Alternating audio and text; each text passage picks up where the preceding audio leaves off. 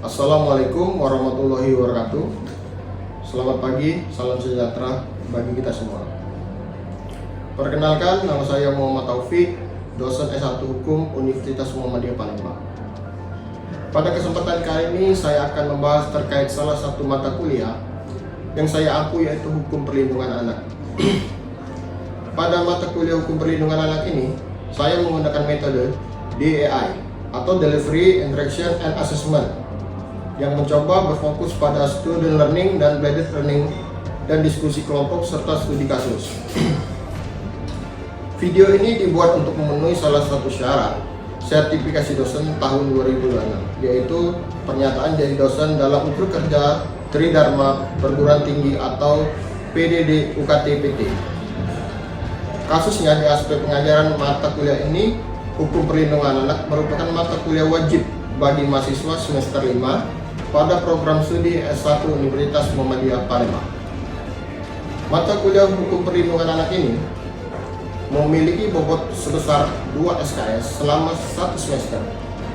Bahasa pengantar yang digunakan dalam penyamaan mata kuliah ini yaitu bahasa Indonesia. Mata kuliah Hukum Perlindungan Anak bertujuan untuk membekali mahasiswa dengan mengetahui dan konsep tentang hukum sejarah implementasi. Dalam mata kuliah ini akan dibahas berbagai macam materi yang berkaitan dengan perlindungan hak-hak anak dalam perspektif hukum. Yang pertama, konsep dasar dari ruang lingkup hukum perlindungan anak.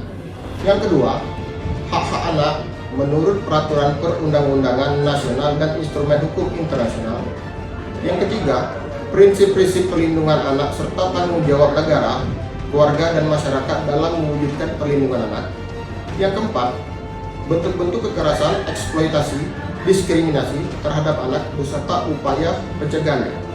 Yang kelima, sistem perlindungan hukum terhadap anak sebagai korban sanksi maupun pelaku tindak pidana. Yang ketujuh, peran lembaga pemerintahan dan non-pemerintahan dalam penyelenggaraan perlindungan anak. Yang kedelapan, analisis kasus perlindungan anak berdasarkan peraturan perundang-undangan yang berlaku. Dan yang terakhir, implementasi serta evaluasi kebijakan perlindungan anak dalam praktek hukum di Indonesia. Capaian pembelajaran lulusan atau CPL, program studi S1 Hukum yang dibebankan kepada mata kuliah ini diantaranya, CPL-nya yang pertama, mampu menguasai konsep prinsip-prinsip dasar ilmu teori maupun filsafat hukum secara umum dengan metode terbimbing dan memanfaatkan berbagai sumber belajar dan media pembelajaran berbasis iptek dan potensi lingkungan setempat sesuai standar isi proses dan penilaian yang dapat menunjukkan hasil kemampuan tulis maupun berargumentasi dalam pembelajaran daring maupun luring. Yang kedua, mampu menguasai konsep teori tentang formulasi penyelesaian masalah hukum secara prosedural dengan metode terbimbing dan memanfaatkan berbagai sumber belajar secara prosedural dengan metode terbimbing memanfaatkan berbagai sumber belajar dan media pembelajaran berbasis iptek dan potensi lingkungan setempat sesuai standar isi proses penilaian yang dapat menunjukkan hasil kemampuan yang menyelesaikan masalah hukum dalam pembelajaran daring maupun luring.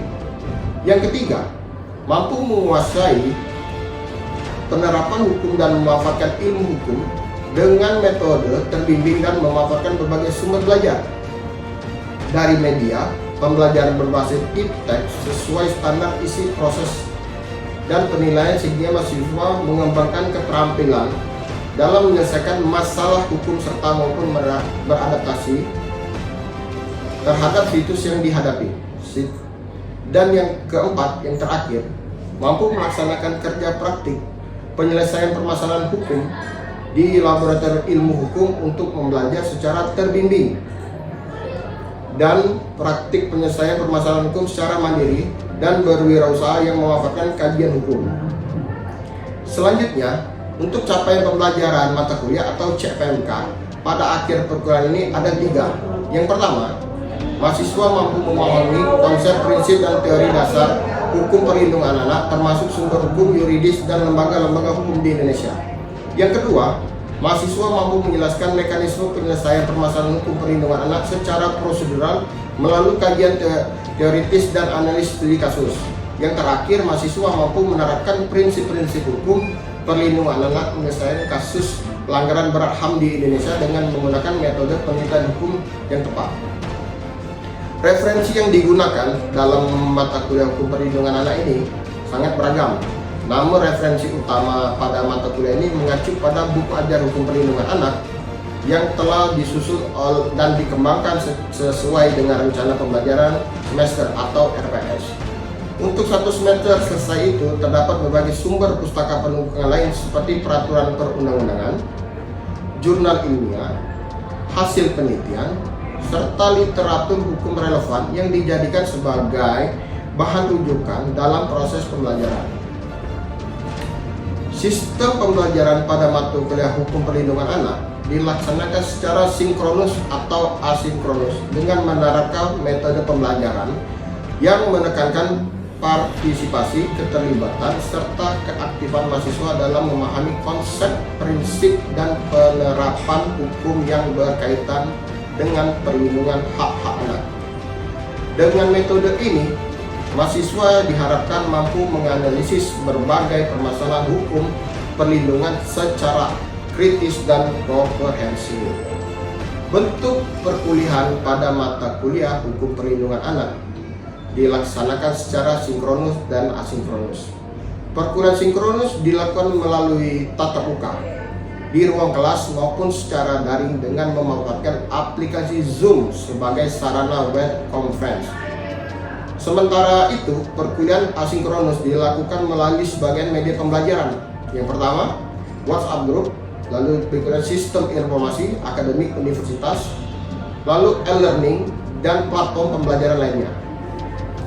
Media tersebut digunakan untuk memfasilitasi mahasiswa dalam berdiskusi mengenai materi hukum perlindungan anak, mengkaji peraturan perundang-undangan dan studi kasus yang relevan, serta menyelesaikan berbagai tugas baik secara individu maupun kelompok. Dengan metode ini diharapkan mahasiswa dapat berpartisipasi aktif dan mengembangkan pemahaman komprehensif mengenai perlindungan hak-hak anak dalam perspektif hukum. Pembelajaran mata kuliah hukum perlindungan anak dilaksanakan selama 16 pekan.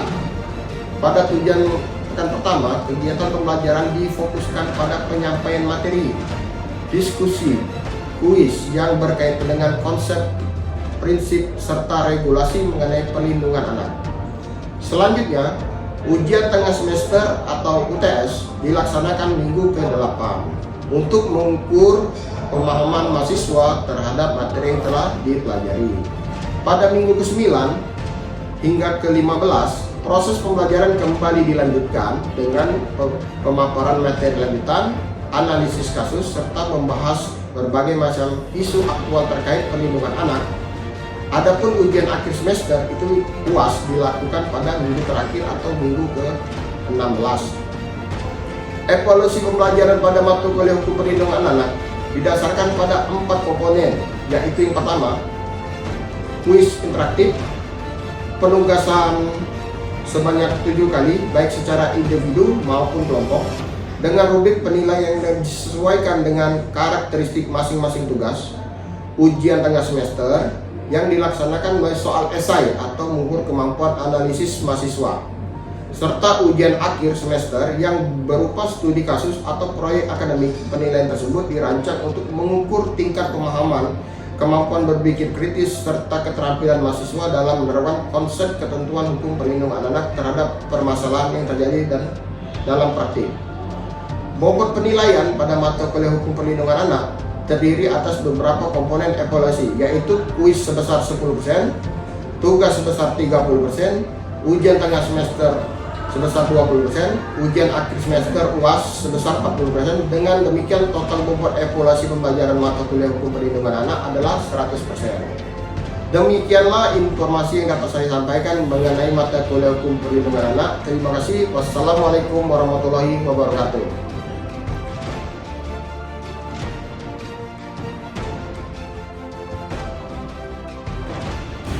Assalamualaikum warahmatullahi wabarakatuh. Waalaikumsalam warahmatullahi wabarakatuh.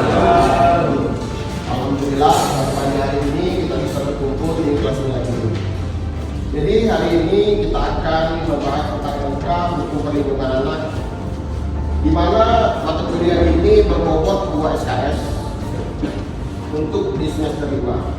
Pengertian hukum perlindungan anak. Yang pertama, pengertian perlindungan anak ada 3 orang menurut para ahli. Bisa dilihat di sini.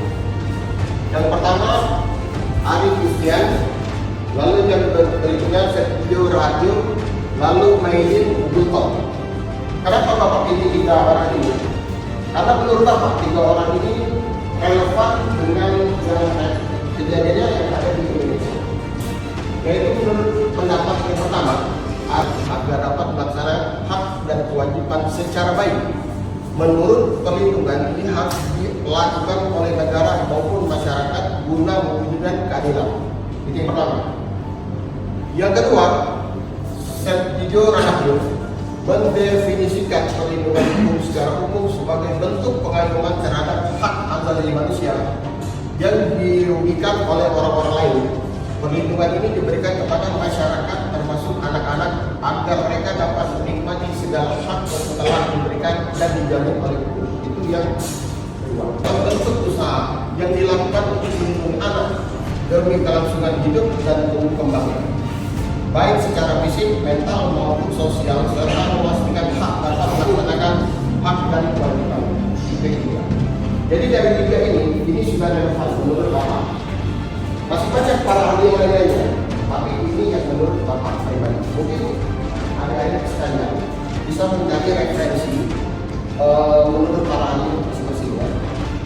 Lalu dari ketiga ahli ini, Bapak diskriminasi serta terhindar dari kekerasan eksploitasi, penelantaran, penyalahgunaan, perlindungan anak, melibatkan peran keluarga, masyarakat, dan negara. Jadi dari 3 ahli ini, Bapak mendapatkan kesimpulan dari 3 orang ini. Berikut kita masuk ke hak-hak anak. Hak-hak anak ini ada berapa? Di sini? Yang pertama, hak kesehatan, dan yang kelima hak berpendapat. Yang pertama, hak untuk hidup. Setiap anak berhak untuk hidup dan tumbuh kembang secara layak. Bapak jelaskan. Jadi, anak itu dalam hidup dia mulai dari sebelum dia lahir, ya. Sebelum dia lahir itu sudah ada haknya, hak untuk hidup. Dari umur 7 bulan itu sudah tidak boleh lagi digugurkan kecuali mengalami kecacatan janin, dilahirkan dalam keadaan tidak memungkinkan. Contohnya, ibu itu bisa melahirkan, tapi taruhannya nyawa, itu ada pertimbangan.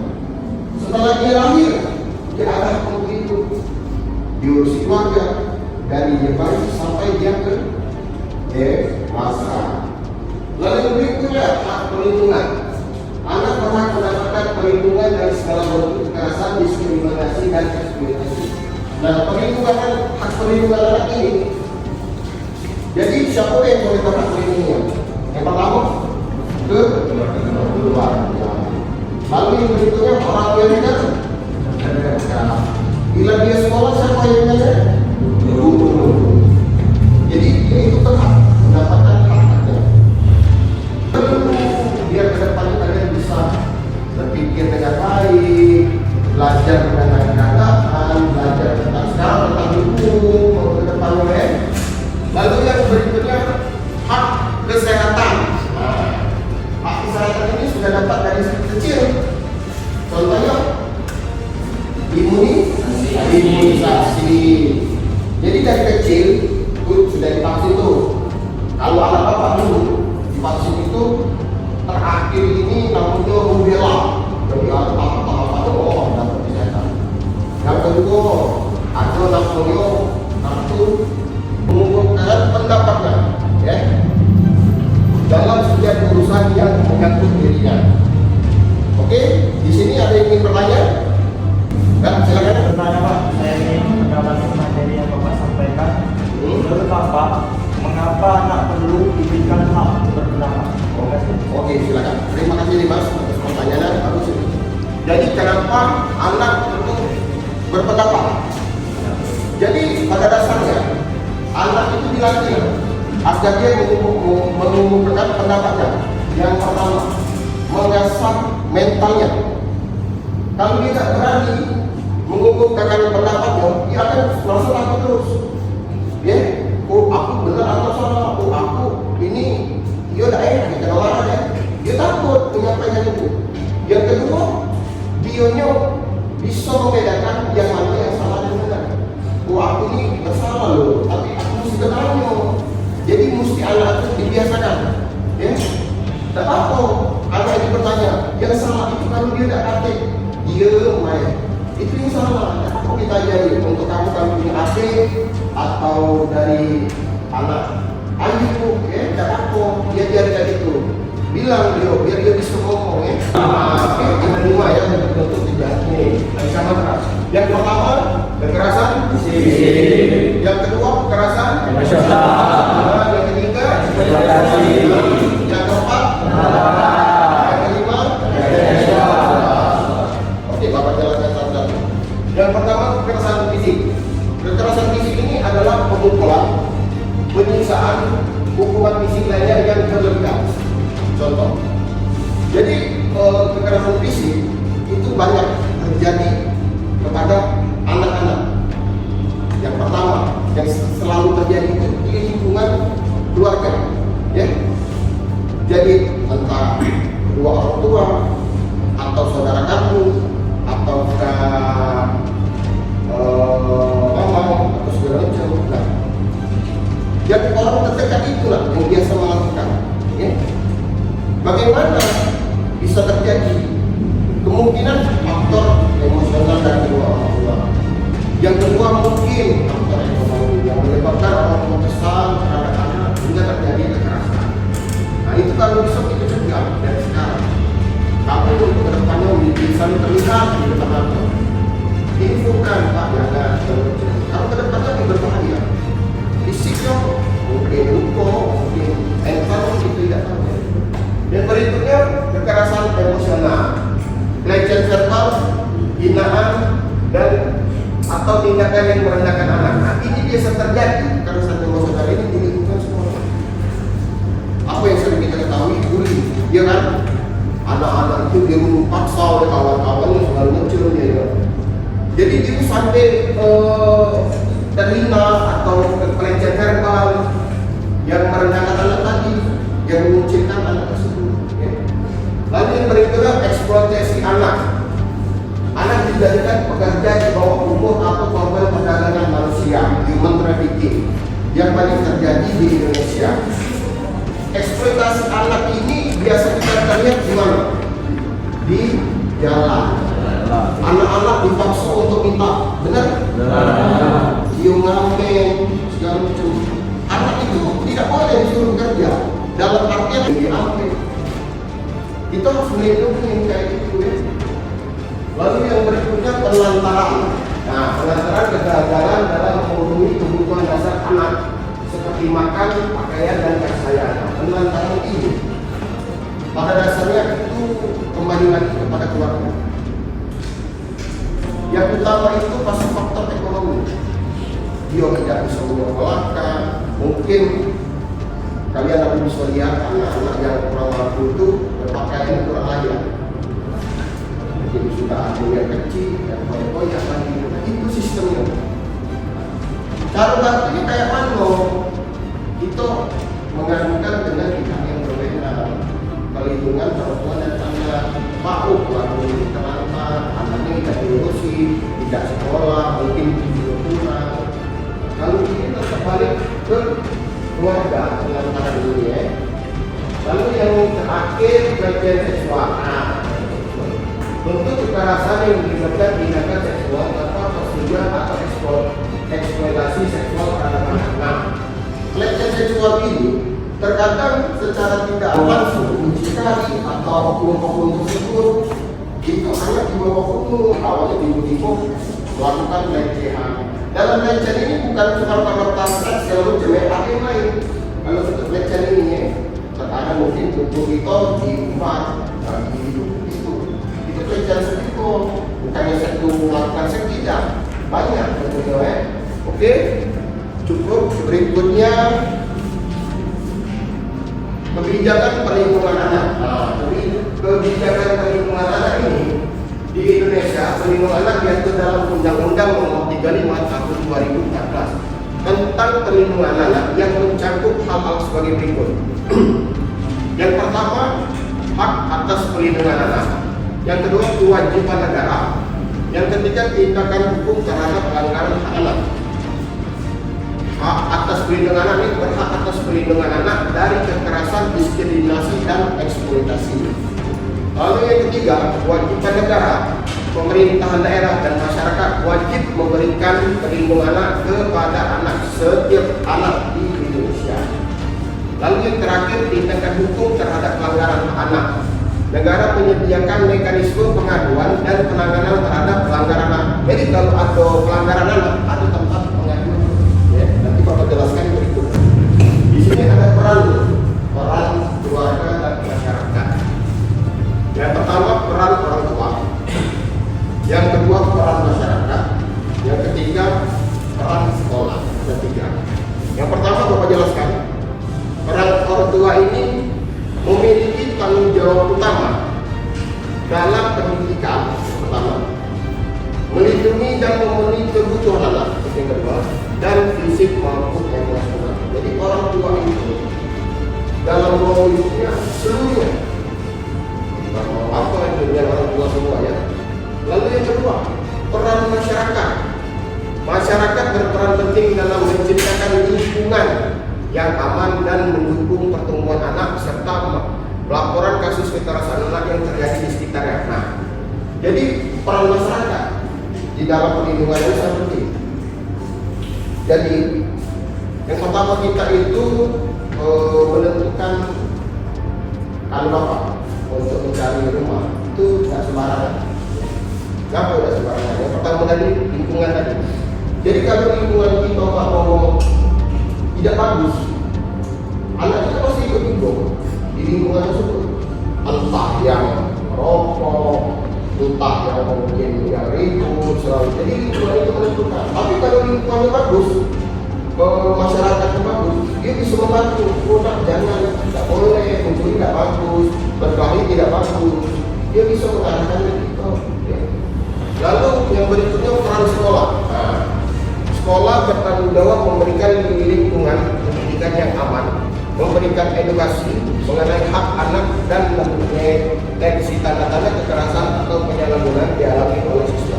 Nah, jadi peran sekolah ini sangat krusial di dunia pendidikan.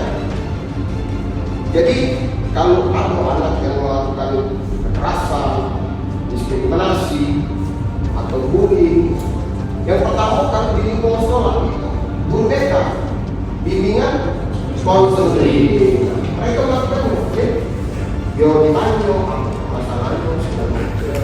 Nggak kalau kami melakukan tindakan itu, nah, sekolah berperan penting agar tidak terjadi hal yang sama. Oke, mungkin dari peran keluarga dan masyarakat dalam perlindungan anak yang ingin bertanya.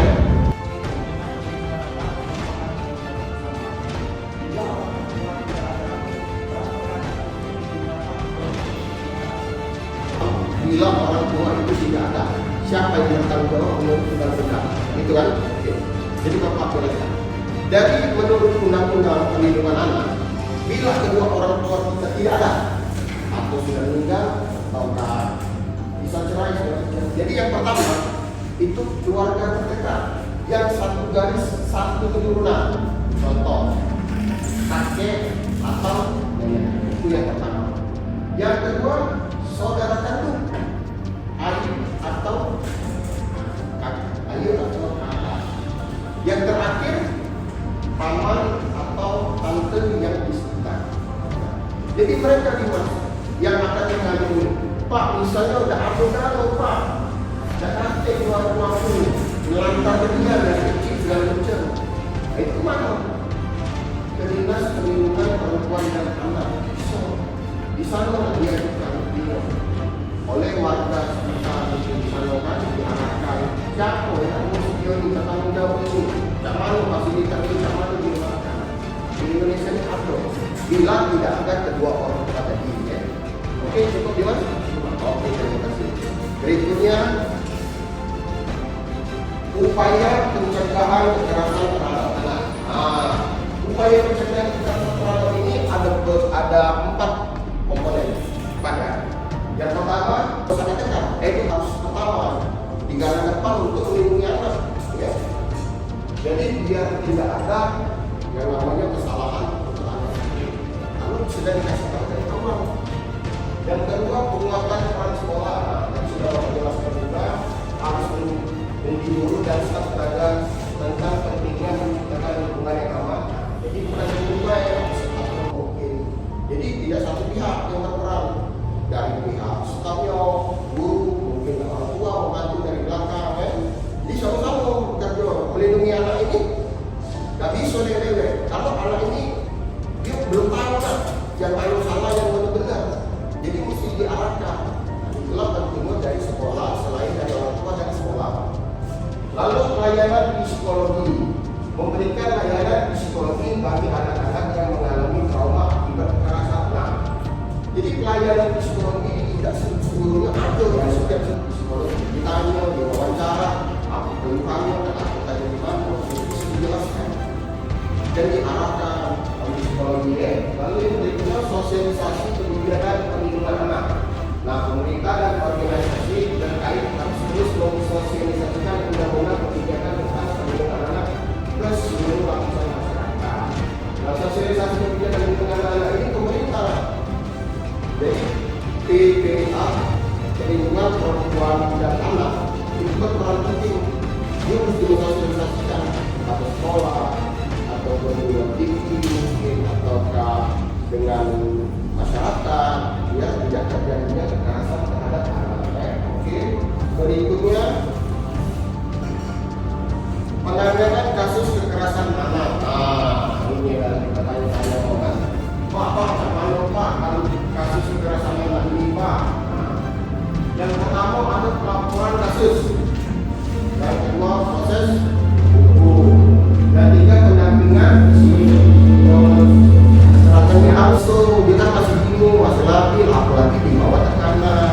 Jadi kedua orang tua yang mendampingi, ya. Lalu proses hukum, minta pelaku kekerasan sesuai dengan ketentuan hukum yang berlaku. Nah itu sudah ada, ya. Tapi bisa ada undang-undang perempuan dan perlindungan anak KPPA. Menteri yang bertanggung jawab atas kebijakan dan program terkait perlindungan anak. Dan yang terakhir, lembaga swadaya masyarakat atau LSM, organisasi non pemerintahan, ya, di Indonesia sering terjadi juga. Lalu kesimpulan dari materi ini, melindungi anak adalah tanggung jawab bersama antara keluarga, sekolah dan masyarakat. Dan negara perlindungan yang efektif yang akan menjamin anak dapat tumbuh dalam lingkungan yang aman, terlindungi dan mampu mengembangkan potensi mereka secara maksimal. Jadi dari kesimpulan MK untuk perlindungan anak ini, apakah kalian mengerti atau belum? Sudah paham? Kalian sudah paham? Berarti Bapak mau memberikan tugas kepada kalian untuk pertemuan minggu depan. Tugasnya individu. Yang pertama itu kalian mencari kasus tentang kekerasan anak di Indonesia. Satu orang satu, ya, kasusnya. Jadi besok pertemuan kedua kalian akan pemaparan di kelas. Mengerti? Terima kasih pertemuan hari ini. Assalamualaikum warahmatullahi wabarakatuh.